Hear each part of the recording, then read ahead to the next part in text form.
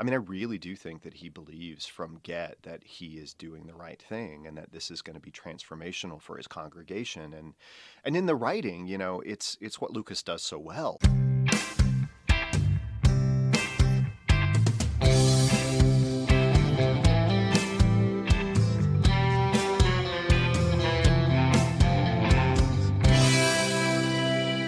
Hello and welcome back to No Script, an unscripted conversation about theater's best scripts. I'm Jacob Mann Christensen, and here is where Jackson would normally say, I'm Jackson Nikolai. But today, if you've been following along in our themed month, you know that this is our special guest episode. It's very exciting. We get to do kind of two things at once in this episode. We're currently in the middle of a 4-week themed month. That's something that we do every season on No Script. We spend 4 episodes talking about plays that have something in common or that are somehow paired together. And in this case, our themed month is a series of conversations about scripts we've already talked about on the podcast. Now, these are sort of short follow-up conversations that we're having with some sort of new perspective, some sort of new entrance into the conversation. It's been really great so far. This is the 3rd of 4 weeks. Encourage you to go check out those other episodes if you haven't listened to them yet. We've talked so far about Dinner with Friends by Donald Margulies and Men on Boats by Jacqueline Bacchus. But today is a special episode of a special month because this is also our special guest episode. You know that every season we invite a special guest onto the podcast to talk with either Jackson or I about a play to get a new voice, a new perspective into the conversation, and that seemed to fit right in with what we wanted to do with this themed month. So the conversation you're about to hear is a conversation that I had with Michael Legg. I'll let Michael do the introduction when we get there, but just so you know that that's a conversation you're about to listen to. As usual with our special guest episodes, the audio quality is somewhat different than you'll hear in our other episodes, so a warning about that on the front end. Michael and I talked about The Christians by Lucas Hnath, one of my all-time favorite plays. It was a really great conversation. I can't wait for you all to hear it and to really dive into it's just a remarkably insightful stuff that we learned about the play, about its development from Michael in the course of that conversation. That's coming up shortly. That's right ahead. But before we get there, I do want to ask everybody to consider heading on over to patreon.com/noscriptpodcast. Again, patreon.com/noscriptpodcast. That's where you can become a supporter of the show.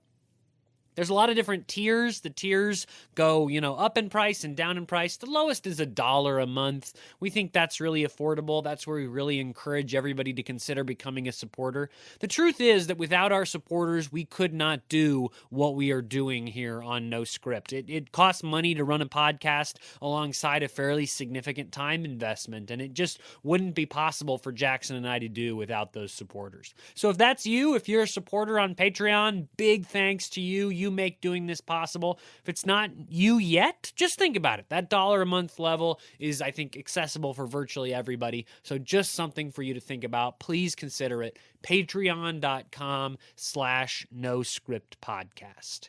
All right, now I'm going to turn you over to the version of myself that had this conversation, in the recent past, and I will see you on the other side of what I'm sure will be a great conversation for you all to listen to with Michael Legg.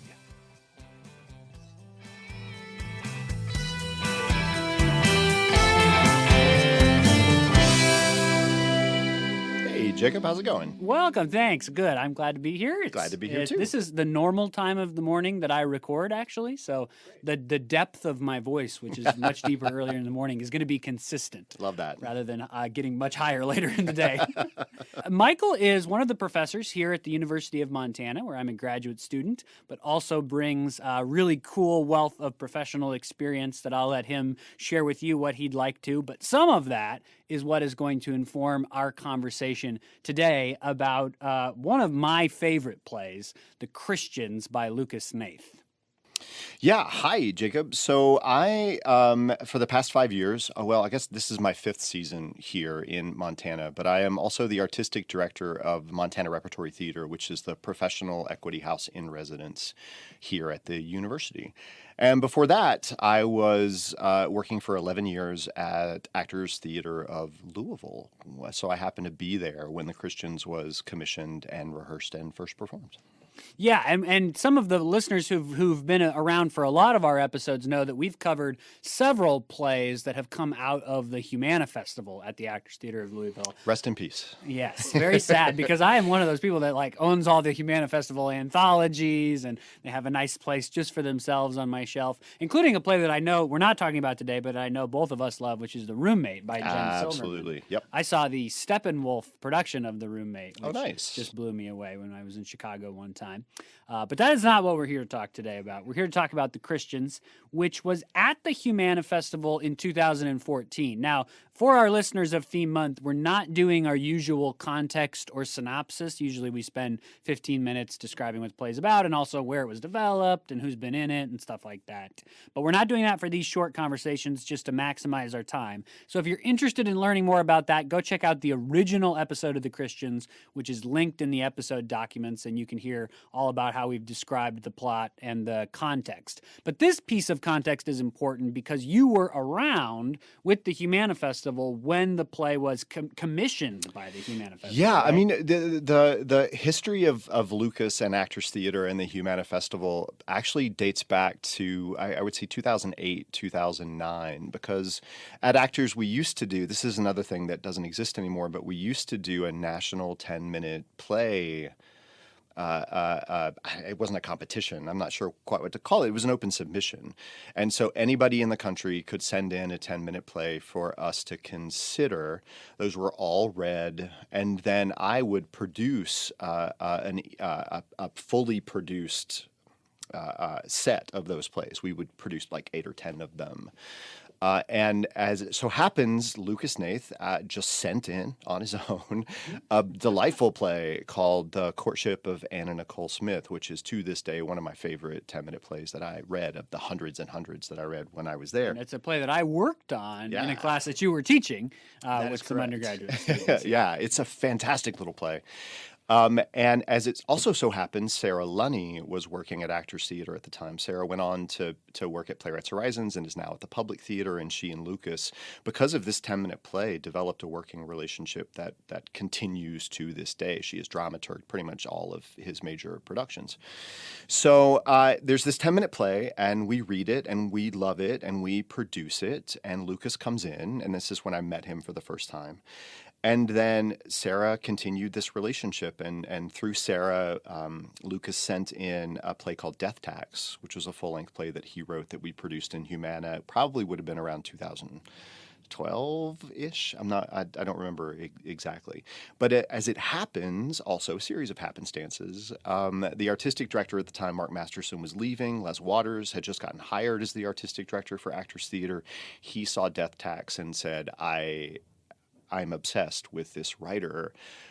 We need to commission something from him, and that commission was The Christians. And it's so fantastic. Can you talk about what the Humana Festival does for plays that are commissioned, for those that don't know out there? Because, while it existed, it was just an incredible sort of wellspring of some just fantastic plays. Oh my gosh, yeah. We would produce 7, 8, 9 different plays every season for a while. And those it's a combination of things, right? It's a combination of plays that were submitted from agents. Sometimes it's plays that somebody on the artistic staff would bring to the table. Mara Nelson Greenberg's Do You Feel Anger is a play Sarah and I worked on at a new play development thing in Texas, and we brought that to the table.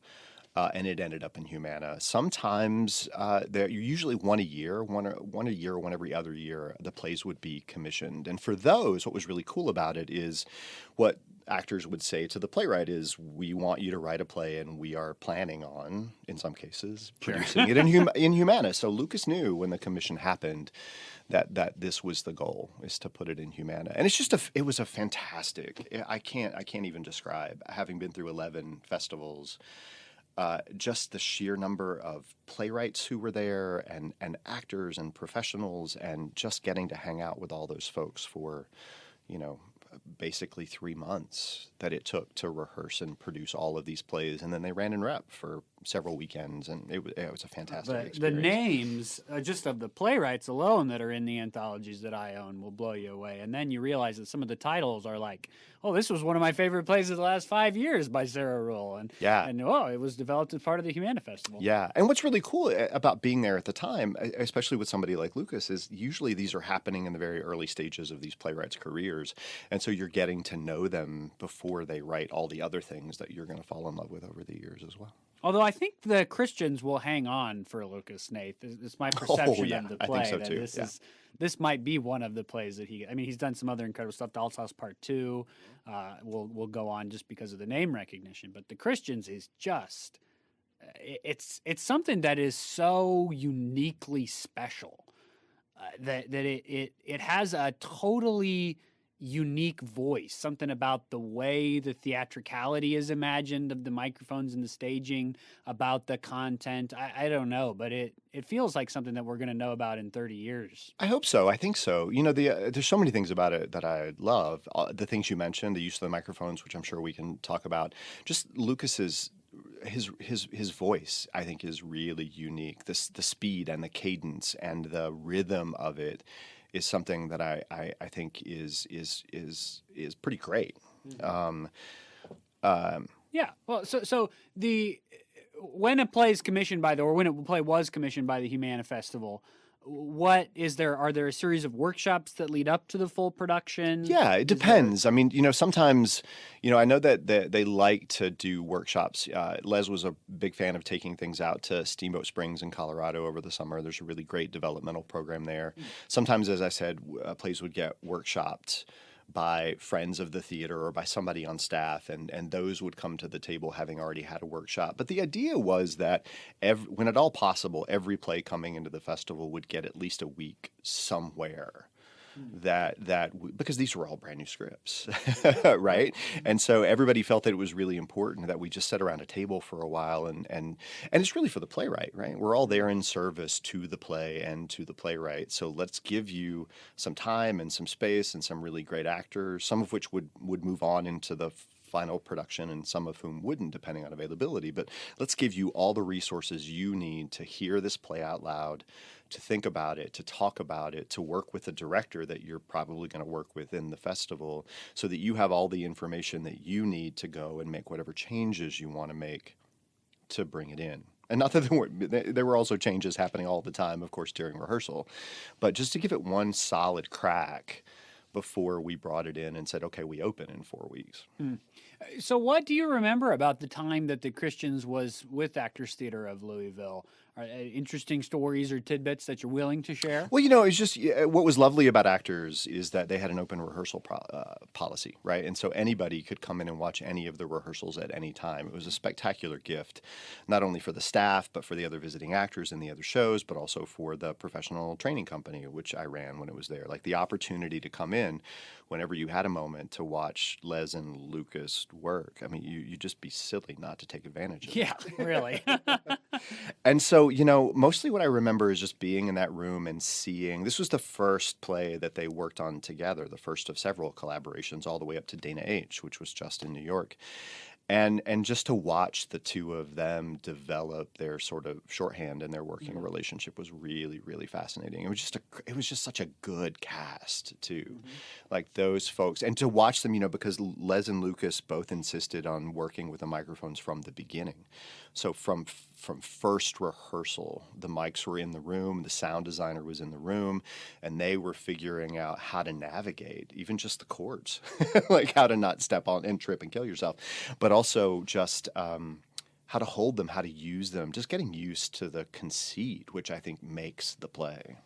Yeah, well, I think you just have to have something in your hand, and getting used to the way that a microphone amplifies your voice in a Yeah. big room too is just weird. I mean, when you have a mic tech for actors in just a regular show where they just have regular amplifying mics, Yeah. it's a step to It get is, used to that sound. and there's so many different circumstances, right? Inside this play, there are moments that are supposed to be public on the mic, right? The sermons that are given, but also how to modulate so that those private conversations, right, between the pastor and his wife, between the pastor and the associate pastor, which was one of the best scenes of the play. Yes.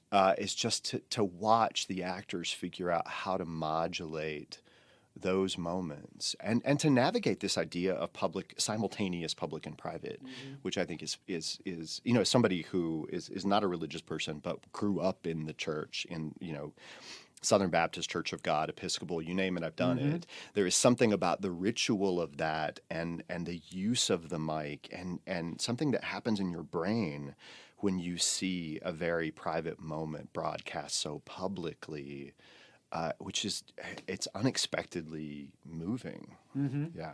And the microphones sort of highlight that, not just visually, but a microphone picks up, especially if it's not up to your lips, the sound of it hitting your legs. Oh, sure. The sound of your chair scraping. I mean, it feels like there's almost a sound design that's possible of just all the sounds that a microphone might pick up besides the human voice. Yeah, yeah. I mean, I think that's why it's one of the great things, again, there were so many about being at actors and watching how they worked, was they used to have resident designers. But even when they didn't have resident designers, the sound designer, whenever possible, was present in the room for the entire rehearsal process.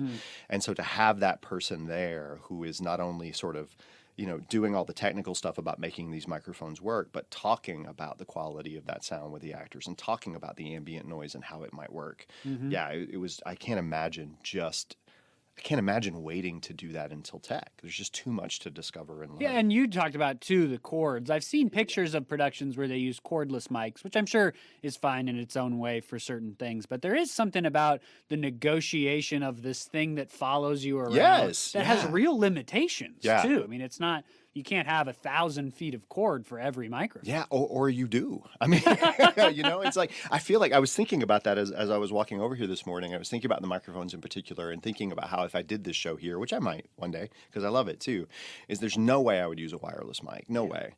And I was trying to think. I was like, I remember those cords being long, but I don't remember like where they led off to.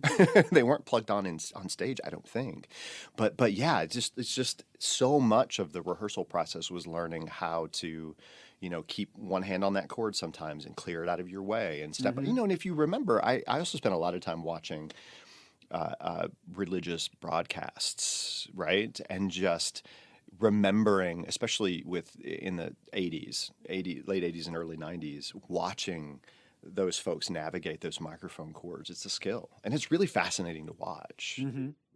And the moment of taking a mic off and on of a mic stand too. I mean, stand-up comics have known this for years, and actually have pastors, as you described.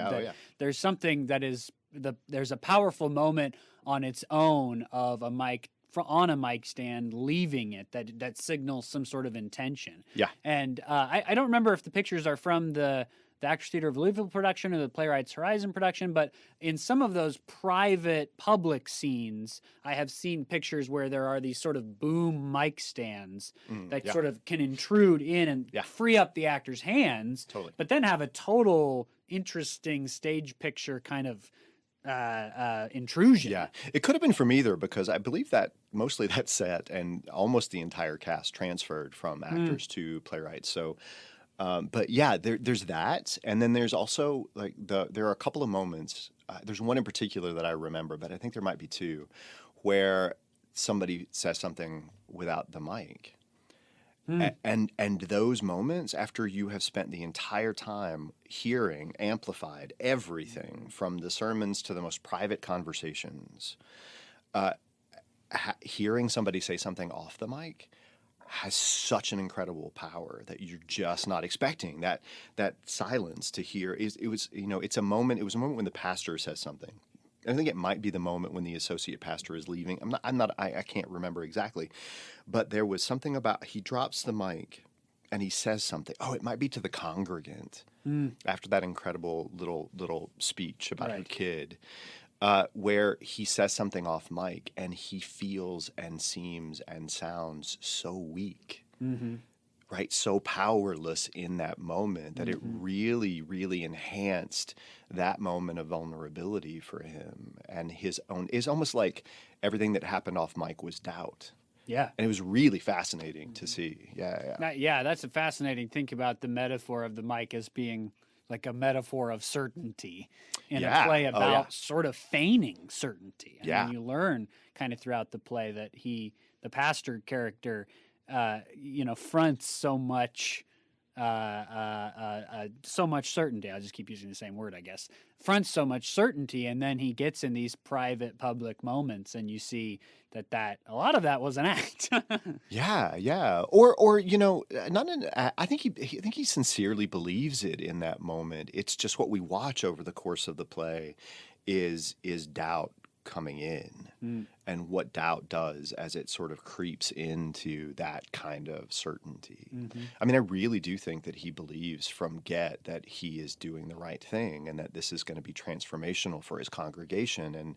And in the writing, it's what Lucas does so well, I think, is in this play, is that there is a line that he rides where, I don't think that anything in this play is offensive is not the right word for anybody who is a believer or not a believer. No, I feel the same way. It's a really sort of church environment, and I've always felt some church people would be, because the play has theological implications, sort of.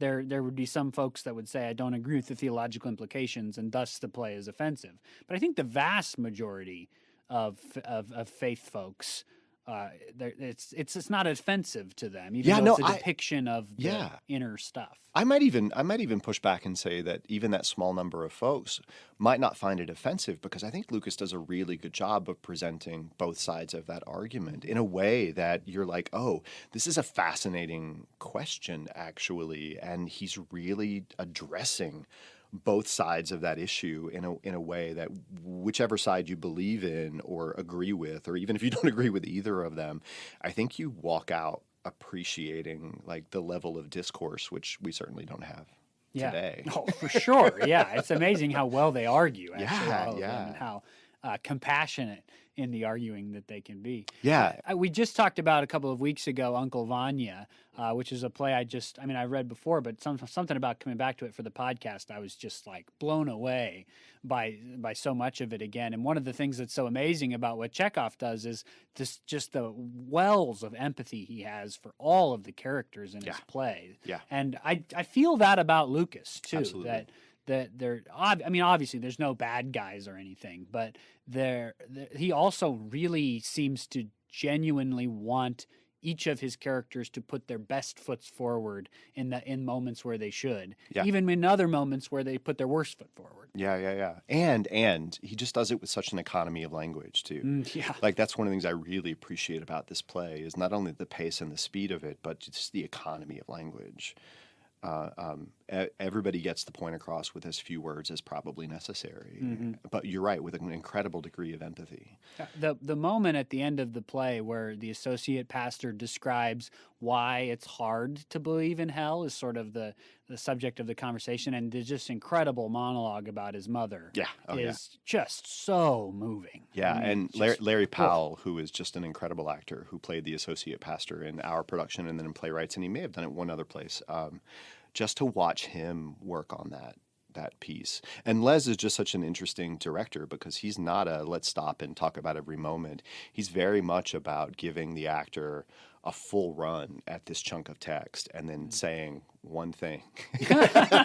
and then you just watch the transformation, especially when you see him with some really good professional actors. Just he gives them just enough to let them fly. He's just an incredible director and a good human. Lucas talks about in the prologue of the play that when he was in middle school, his mother attended seminary, and he had sort of grown up with this idea of becoming a pastor. And so he brings so much specificity, and you feel like there is a person and a person's experiences behind the door of this play that has so much else going for it. But there is something about the specificity which is just magnetic, that it really feels like it captures. It's a very specific kind of church that is presented in the play, and not all church-going people would recognize their church. But there's something about the culture that he captures just from having lived it. Yeah, I think the culture feels universal. Yeah, absolutely. I mean, yes, there is something when you walk into that space and you see the big, the enormity of the set and all of the members of the choir and just the size of it that does feel very, very, very mega churchy. But there is something about how he personalizes, right, each of the characters' relationship to God and their individual idea of God that actually feels pretty universal. You mentioned that the speech that the associate pastor gives about his mom, and it's just so recognizable and relatable because it is about. It's about a relationship we all have, right? A relationship between us and our parents, and the fear and the idea that one day they will die, and what happens. I mean, it's just the facade might be pretty specific, but I think what's underneath it is pretty universal.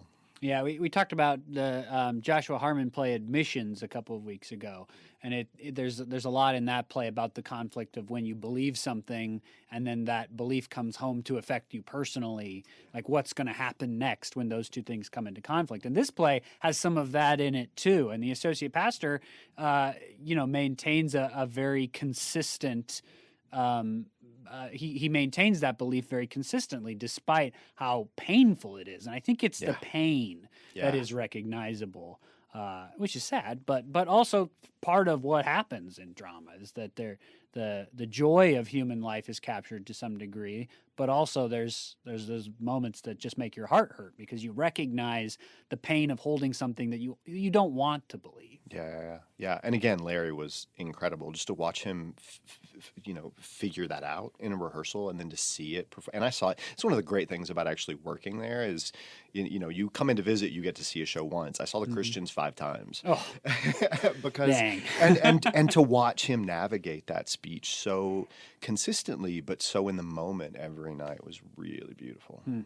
Well, so one of the things that we've, I think, recently discovered about each other is that we share this kind of affinity for wanting to take kind of old stories, old story forms, and kind of discover new contemporary expressions of them, relevancy for them. And Lucas Hnath has talked about it, and it was one of the things that really blew my mind open about this play, how much the play structure, the environment is based on a Greek tragedy. He mentions Antigone, but I actually think it is more general than that. Sure, yeah. To some of the conventions of Greek tragedy, like even as simple as the Greek tragic plays have 2 people in a scene together in a public-private environment. Yeah. And it's just magical to see that one of the oldest things that we have in drama, totally effective. Yeah. As long as there's a relevancy to the content of the discussion. Yeah. Oh, absolutely. And just the proclamations that happen, right? So much of this is these big long speeches that are just given out to the audience, and even the choir's chorus. Right, exactly. And the sort of the ceremony poem that the chorus would do in these Greek tragedies that to us nowadays feel a little. We don't know 90% of what they're saying, but I get that it's a ceremony somehow that's going on. And they take it and they say, well, what's a contemporary expression of these religious, poetic things? Well, church hymns. Absolutely. Well, it's the ritual, right? I mean, listen, it's the reason that as I was struggling with a lot of things, I was still going to church. Sure. Because there was something about the ritual of it that was really comforting and interesting in its own kind of theater, right? Especially when I went for a long time to an Episcopal church, there was something about the here we stand and here we kneel and we say the same things and we say them together and here's the lesson of the day that just felt there's comfort in ritual, right? And if you look at Greek theater and the ritual of it, and you look at this play and the ritual of it, I mean, of course, a play that takes place in a church and that is largely a church ceremony, right? Yeah, it's ritual. It makes total sense. And in Antigone, which is the play he references specifically, the character of Creon, who would be the pastor character in this play, has a fairly unsympathetic point of view that he takes and holds throughout the play, and it sort of makes him the grand villain of the piece, even as he's the protagonist. That you shouldn't bury this brother because he happened to be. I mean, it's unsympathetic really to us today. Sure. Although I don't know how it would have been perceived in context. But Yeah. the pastor in this play has what I think is a very sympathetic point of view. Even if you don't agree with it, it'd be nice to believe that. Yeah. And it's an interesting change.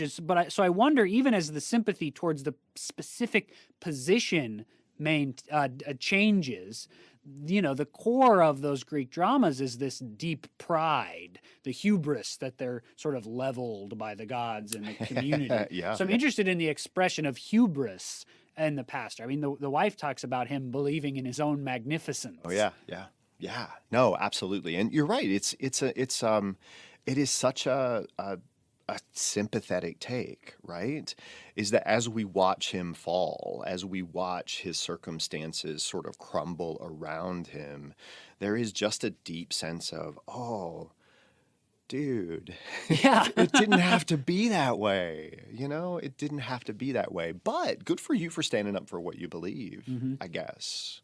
Yeah. And I think too, the ability to see in someone who you would be inclined to be sympathetic towards because of what he's proclaiming, there are still things that make you uncomfortable. I mean, the first conversation with the wife character, where she says, "You didn't go over any of this with me. Yeah. You didn't check in. You're going to change everything, and now you want me to just go out and echo your words, and that's not how this works." Yeah. And the fact that he just assumed from the beginning that that's exactly it's like he really and this is watching Andrew, who is the actor who played the pastor in this production, just what the great thing about what he was doing with it was this just complete and total belief that once he explained his position, right, because it made so much sense to him, that every single person would just say, "Oh my gosh, why did I not think about this? You are incredibly correct." And incredibly smart for getting it. Oh my gosh. And watching him believe that so fully, but watch it get stripped away, not entirely at once, but one little bit at a time, as the wife says these things and leaves, and the associate pastor leaves, and then the conversation he has with what's the term? The deacon, the elder, of the church.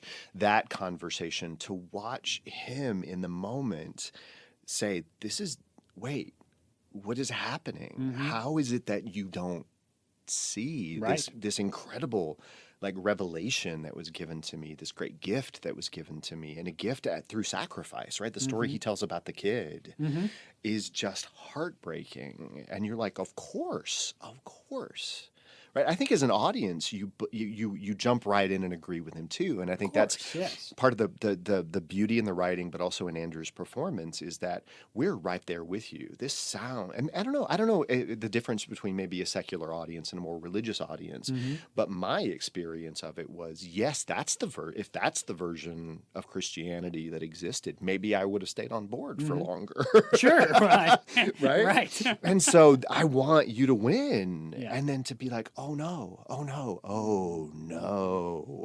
By the time you get to the end of the play, it's really heartbreaking. And the end of the play is the line, the pastor speaking to the wife, "Don't worry about trying to figure it out now. It will make more sense later," which is almost a direct quote of what he said to the congregant. Yeah. Just believe me. Yeah. Just trust me.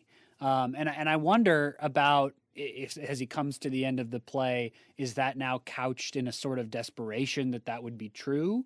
Is there still a belief that if you stick with me, I will convince you in the end? Yeah, or is it even like when your time on Earth is over, that's maybe finally when you'll see You'll that I was get right. it. You'll get it in the end. Yeah, it was just such an incredible ending too, because the play, it doesn't wrap itself up in a bow. Like it doesn't have it ends on this on this cliff, which is So really there's beautiful. one of the features of the script is that characters will have lines assigned that are just an ellipse. So there's no words attached, but there's some sort of moment that is supposed to be there that is unspoken. There's not a lot of given to you about what that is necessarily. So I'm curious, having seen the production, what the wife has a final line that is an ellipse. Yeah. What do you think that is? Like, It was what's just- the final line of I the play? don't know. I mean, what it was in my recollection, what was so brilliant about it, it was just this. It was this. You know, they speak earlier about connecting, right? He tells the story about the two of them on the airplane and the distance between you and me, and all I remember is just this huge. I mean, especially compared to how the play clips, the rest of the play just clips. That moment at the end was such a moment of silence, where what you see between the two of them is that possibility of connection is actually probably absolutely gone. And it was just heartbreaking. And then the lights go out, and you're like, no. And it's a tragic ending. I mean, it's like a Greek such a tragic tragedy. ending. I mean, he doesn't poke his own eyes out, but certainly the world has crumbled. Yeah, absolutely it has. Absolutely it has. Yeah. Cool. Well, hey, I appreciate you coming on and being willing to chat about your Yeah. experience with the Christians. No, and this was fun. It's just so good. Yeah. I was just reading it last night, and my wife Brienne was walking around doing stuff, and she just heard me say about 10 times, "Gosh, this play is so good." It's really good. Every moment that you come upon, you're like, "That's such a good moment." Yeah. That could be the best moment of the play, and there's 9 more coming. Oh, that yeah, are gonna be absolutely. awesome.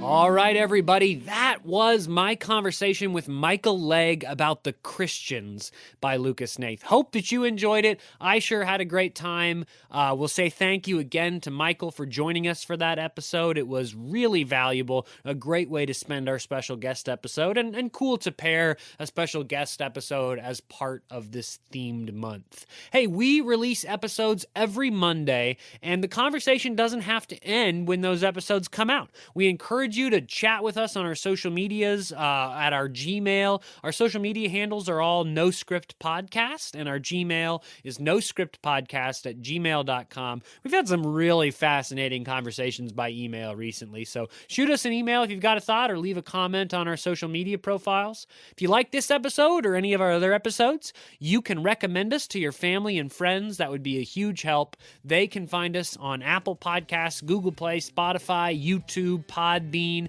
can also like us on Facebook, and every Monday a link to the new episode will appear on our feed, and you can click and play from there.